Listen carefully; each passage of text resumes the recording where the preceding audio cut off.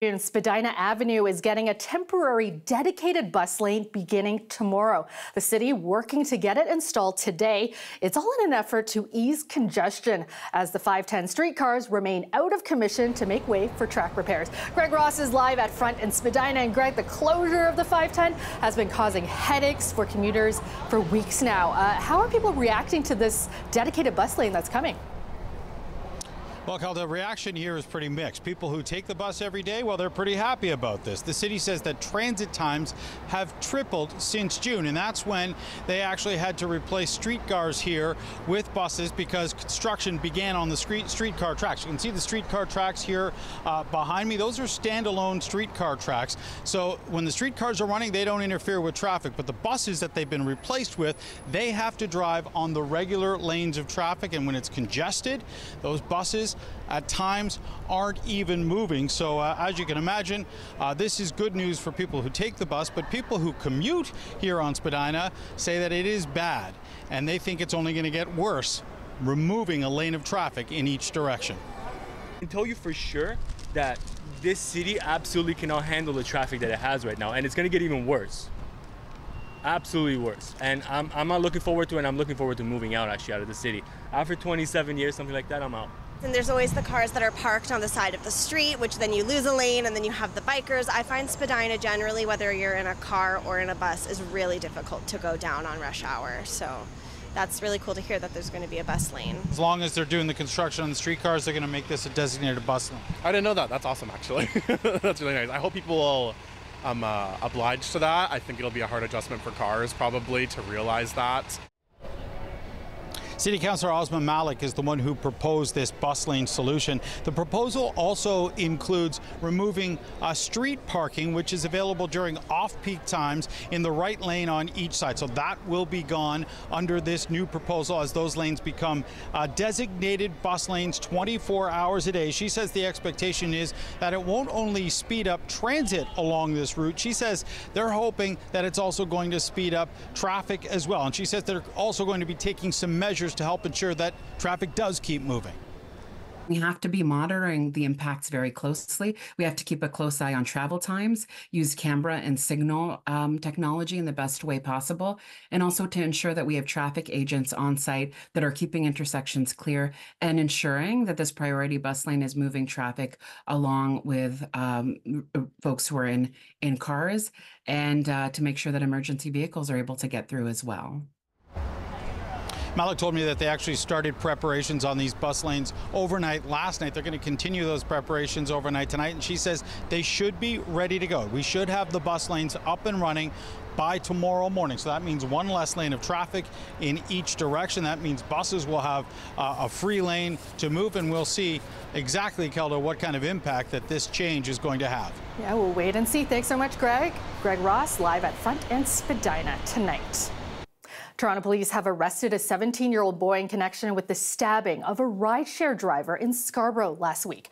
The incident happened around 1:30 p.m. on Wednesday near Kingston Road and Shepherd Avenue. Police say the teen got into the vehicle, and when they arrived at his destination, he allegedly pulled a knife and stabbed the driver multiple times in the back and neck. The driver was taken to hospital in serious condition. The suspect is now facing robbery and aggravated assault charges. The Ford government announcing this morning it is buying 5 new police helicopters. The helicopters will be used throughout the GTA and Ottawa to combat auto theft and street racing. Alongside the purchase, a new joint air support unit has also been formed. Tyler Cheese has the details. This is one of 2 brand new H-135 helicopters bought for the Ontario Provincial Police. The province is also set to buy 3 more for police in Durham, Halton, and Peel. The Premier was in Mississauga today to make the announcement. This new fleet of helicopters will be a massive boost for community safety. They'll help keep our highways and roadways safe from violent carjacking, auto thefts, street racing, and impaired drivers. The new choppers are the latest move in the province's effort to crack down on crimes including auto theft, carjacking, street racing, and impaired driving, all of which have increased in recent years. The OPP will operate 2 of the helicopters in order to support Toronto and Ottawa police. The provincial agency is calling the new initiative groundbreaking. This is the first time in the OPP's history that we will be providing dedicated air support to other police services. Earlier this year, the province announced it had earmarked $46 million to buy 4 police helicopters in its budget for 2024. But with today's announcement, that cost has jumped to $134 million, almost $90 million more than originally planned. The government says that's because it expanded the program to include a 5th chopper for Ottawa and because it's buying the helicopters rather than leasing them. The first plan was to lease them, and then through their police services, they recommend to buy them. I think it's the best investment we've ever done in policing, and we just look forward to them going out there and making sure we keep our streets safe from the criminals out there. But that's the reason. That's the best investment we've ever done. Local municipal leaders are showing their support for the new program. For those who have been able to run away from the scene of a crime, knowing that police have to be very careful about racing on city streets. This is going to change the game. Having this tool is a major asset for the police chiefs across the GTA and, of course, the OPP. But not everyone is pleased. The Ontario Liberals released a statement criticizing Premier Ford for not doing more to tackle auto thefts in the 6 years he's been in office and calling today's news a re-announcement of a previous commitment. Tyler Cheese, CBC News, Mississauga.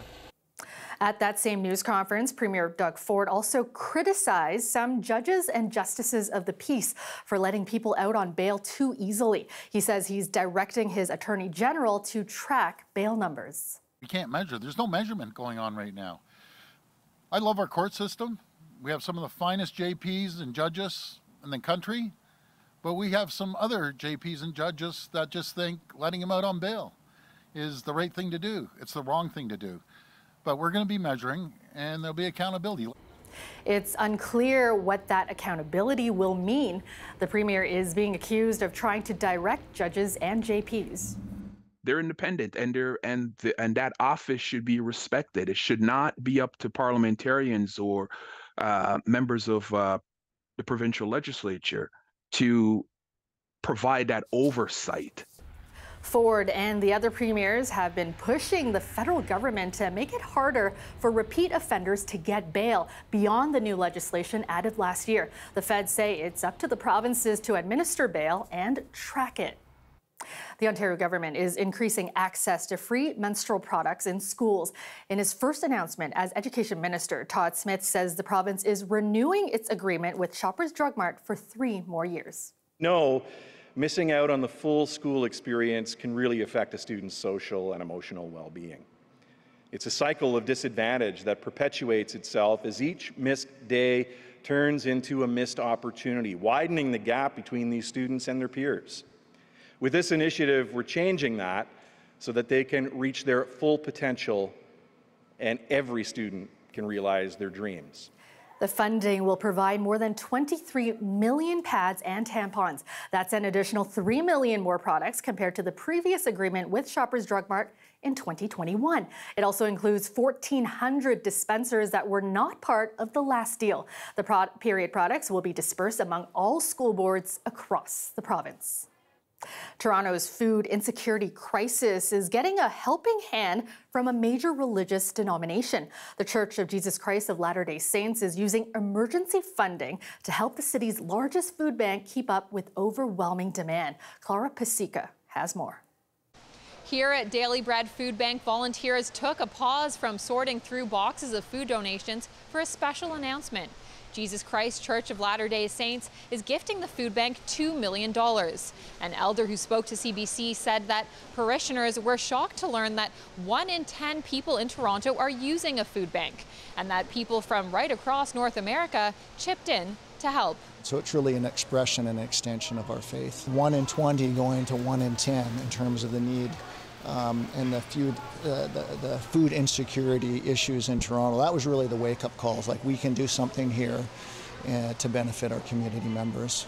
The Daily Bread says the injection of funding couldn't come soon enough. CEO Neil Hetherington says the food bank's food purchasing budget has gone from $1.5 million annually to $29 million this year, as the number of visits continues to climb, hitting a new record of 350,000 visits in the month of May alone. Well, this is an incredible contribution of $2 million. It's roughly 2 million meals. But the difficult thing is we need about 40 to 50 million meals every single year now for the City of Toronto. So that means that the Daily Bread Food Bank is going to advocate even harder. We're going to talk to each one of those levels of government and point out the policy alternatives that they have in store that will allow us to start to see a reduction in food bank usage. Now, all three levels of government representing this part of Toronto, Etobicoke Lakeshore, were on hand today saying that they're ready to pitch in to reduce the need for people to rely on food banks. The food bank's CEO, Neil Hetherington, saying that in order to do that, they need to focus their efforts on building more affordable housing and increasing disability supports. Clara Pasica, CBC News, Toronto. Turning to financial news, several international central banks are meeting this week to discuss interest rates. As Scott Peterson reports, their decisions could impact whether Canada introduces another rate cut as well. There's a lot of attention being paid to interest rates around the world, with no less than 3 central banks ready to make some sort of decision on their interest rate policies. This has a trend-setting effect, particularly with the U.S. Federal Reserve. And let's start there. On Wednesday, we're expecting a decision from the U.S. Federal Reserve on interest rates. Now, the prevailing wisdom is we're not expected to see a rate cut this Wednesday, but at least some more direction from the U.S. Federal Reserve Chairman, that's Jerome Powell, as to perhaps a September rate cut. This will be the first U.S. Federal Reserve rate cut since the pandemic, and this is also the most influential, being the most powerful, influential central bank around the world. So that'll be one to watch on Wednesday. The prevailing estimate is that we're going to see a rate cut September, so we'll be watching for that language very closely. As well, we're expecting the Bank of England. They're reporting on Thursday. There's a 50-50 chance they could lower interest rates as well. This will be the first of a first cut for the Bank of England since the pandemic started, so a lot of eyes watching that as well.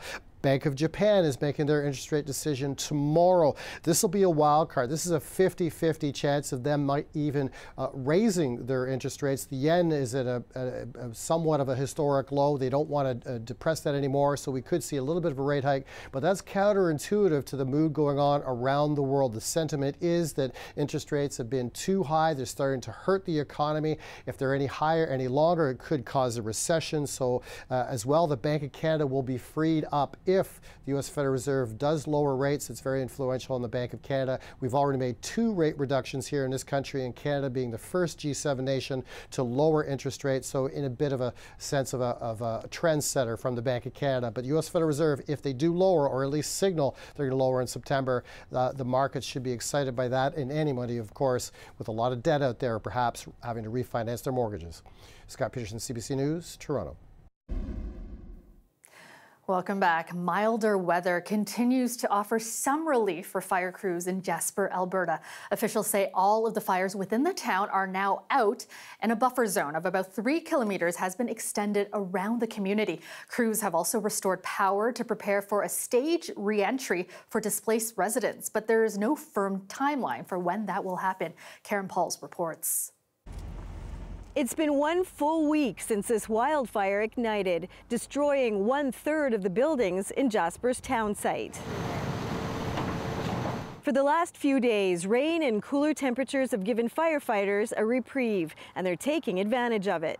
Deploying structure protection sprinklers, we've got a very large 12-inch high-volume sprinkler system that is being set up around some areas of the community where there is potential for further risk. Crews are working 100 feet in from the perimeter to extinguish hotspots, and that allows us to call a section of the fire perimeter contained. But warmer, drier temperatures are expected by Thursday, and with it, increased fire activity and an increased risk for Jasper. This fire burned very hot, and the conditions are very dry. What that means is that the fire burns very deeply into the ground. Some of the organic matter, the tree roots, organic soil, that can smolder, and then when it gets warmer and hotter and windier, the fire can pick up and it can spread again. So we're having to put quite a lot of water on those hot spots to fully extinguish them. Premier Danielle Smith says she'd like to arrange buses so residents can see the damage for themselves. Those details are still in the works. Evacuees are waiting anxiously to hear more about the status of their homes and workplaces and when they can go home. Our apartment's on the east side and everything survived there. Whether there's damage or not, who knows. But we have a more of an ideal now, you know, like they said from Fort Mac, it was 28 days they were allowed, and that was twice as big. Evacuees will have a chance to ask provincial officials some questions at a virtual town hall this evening. What's sure, no one will be going home anytime soon. This is the largest wildfire in Jasper National Park in 100 years, and officials say it won't be contained quickly. Karen Pauls, CBC News near Hinton, Alberta.